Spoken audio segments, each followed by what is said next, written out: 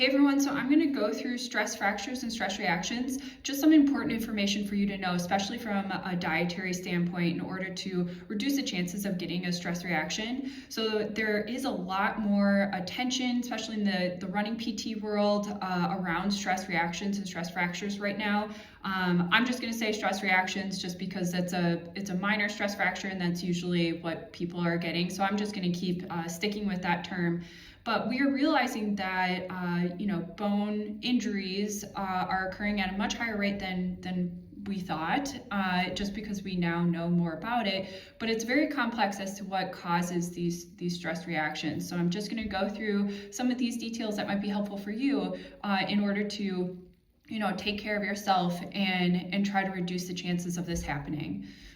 Now, what I think is the most interesting thing about bone health and bone remodeling is that it is very carb dependent. So individuals who restrict their carb intake, so not just total amount of calories that you're taking in, but specifically if you are on a low carb diet, this is terrible for your bone health. So bone is very dependent on carbs to be able to remodel. And the remodeling process is actually very long and it's pretty complex. So what's interesting is that with the bone remodeling process is that you create micro damage in the bone when you run. There's cells that come in, it removes the debris and micro damage in the bone, but then after that, these other cells come in to do the remodeling. So this is like a month-long process of clearing out the bone and then remodeling, and this is constantly going on. But this is why it's really important for individuals to not ramp up their training too quickly, to be really mindful of like adding in recovery weeks, just to allow the body or the bones to like catch up with the amount of load that it's needing to handle when you're doing all this training. But this also tells us why carb intake is so important. The bone cells can't do their job if they don't have carbs. So even if an individual restricts calories in the short term, as long as it's high carb, they get away with short periods of time of maybe not getting in enough calories. So even if you're concerned about are you getting in enough calories, as long as you're taking in a lot of carbs, at least you're giving the bones what it needs to be able to remodel appropriately. Another thing to consider is that runners really want to try to eat healthy. That we care about our health. We want to be, holistically healthy individuals. This can lead to people getting down this trap of kind of getting stuck in eating habits that maybe are pushed on social media and seem healthy or sound healthy, but in the end, you just aren't getting in the nutrients you need to be able to take care of your bones.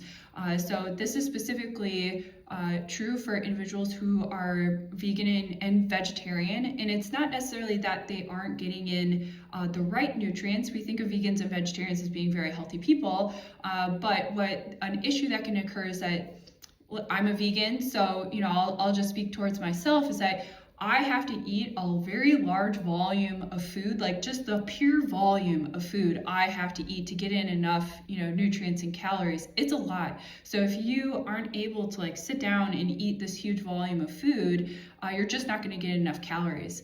And then another thing to take into consideration is that a lot of foods that are vegan and vegetarian are high in fiber. If you're eating a lot of fiber, you're going to fill up, you're going to feel full faster, and so you're just going to be more likely to undereat simply because you're eating a lot of fiber.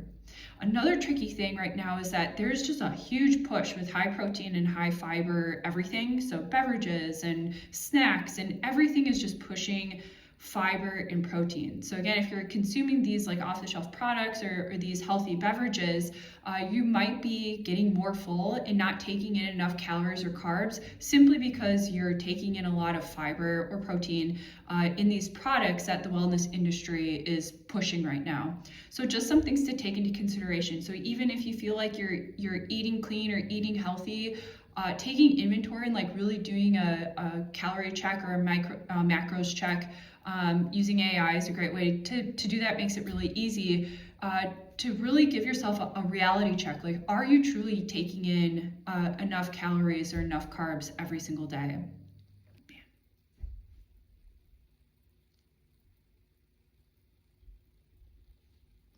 So I hope this was helpful for understanding the importance of, having a really solid diet when it comes to, being able to fuel your training.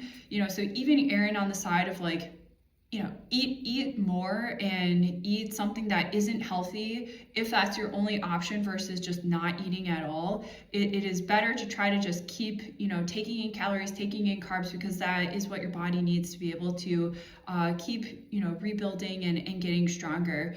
So even if you're like, you're out and the only option is eating fast food, like that is better than fasting. You just don't want to fast. You don't want to go prolonged periods of time without eating. You definitely don't want to do your runs fasted unless it's something shorter. So this is just going to be really helpful for your bone health. Your bones will appreciate having the carbs it needs to be able to remodel, and then you'll hopefully have less chances of bone stress injury.